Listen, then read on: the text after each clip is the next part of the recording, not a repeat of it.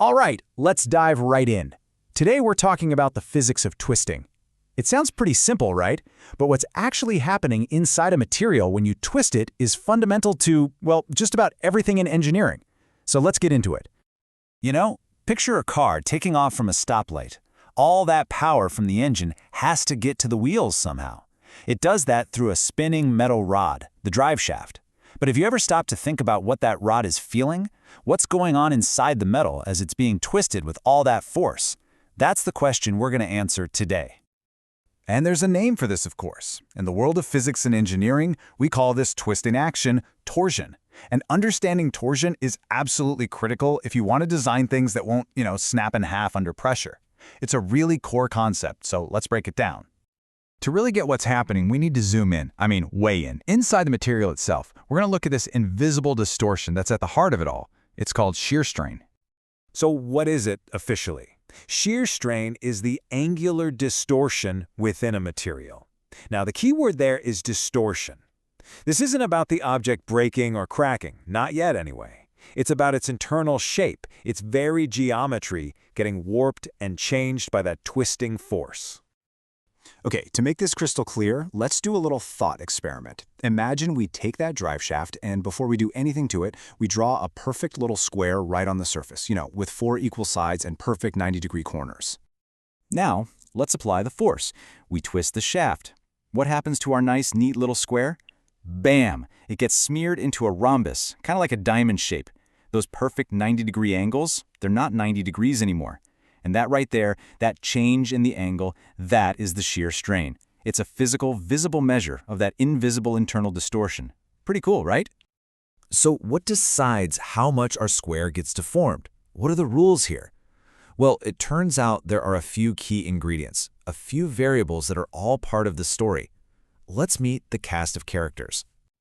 Each of these plays a really specific part. You've got T, which is torque. That's the raw twisting force we're putting in. L and R, length and radius, describe the shaft's geometry. Theta is how much the whole thing twists from end to end.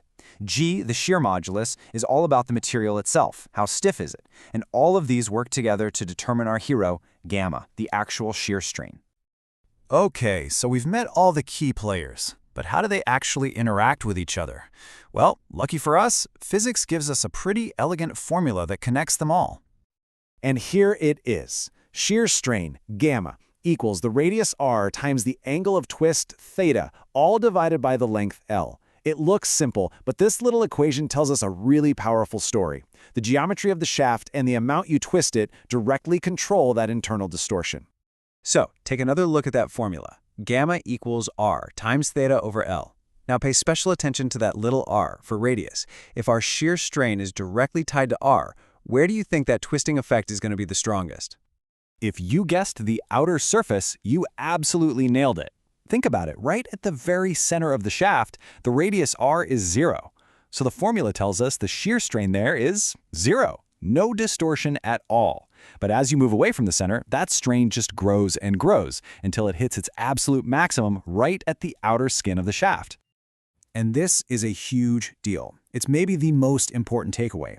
When you twist a solid rod, the material on the outside is doing basically all the hard work. It's experiencing the most warping, the most deformation, while the material at the very core is kind of just along for the ride. This is a game-changing concept for engineers. But that physical distortion, that strain, is really only part of the equation. How the material reacts to being strained is the other half of the story. A steel rod is going to respond very differently to a twist than, say, a rubber one, right? And this is where the shear modulus, that letter G, comes into play. You can think of it as the material's personality. Is it stubborn? Is it flexible? G is a measure of a material's stiffness. It's built-in resistance to being sheared or distorted. A high G means the material fights back hard. A low G means it's more willing to go with the flow. And this brings us to the final piece of the puzzle, a version of the famous Hooke's law. It says that the internal stress, we call that tau, is simply the material stiffness, G, multiplied by the distortion, gamma. And this just connects everything so beautifully. The physical twist causes the strain, and the material's own stiffness turns that strain into internal stress. Okay, so we've waded through a bunch of theory and Greek letters. Why does any of this actually matter in the real world? Well, this is the absolute foundation for designing almost anything that twists under a load. So let's just quickly recap the big ideas. Number 1, twisting creates an internal distortion we call shear strain. Number 2, this strain is not the same everywhere. It's 0 at the center and maxes out on the outer surface. 3, the material's own stiffness dictates how much internal stress that strain creates. And finally, number 4, that stress is the enemy. It's what engineers have to predict and manage to make sure things don't break. And that leaves us with a fun little engineering puzzle to think about. If we know that all the maximum stress and strain is happening on the outer surface, and the material in the middle really isn't doing much of the work, how could you use that knowledge? How can an engineer design a shaft that's just as strong but uses way less material, making it so much lighter? It's a great question, and the answer is all around us in things like race cars and airplanes. Thanks for joining me on this deep dive.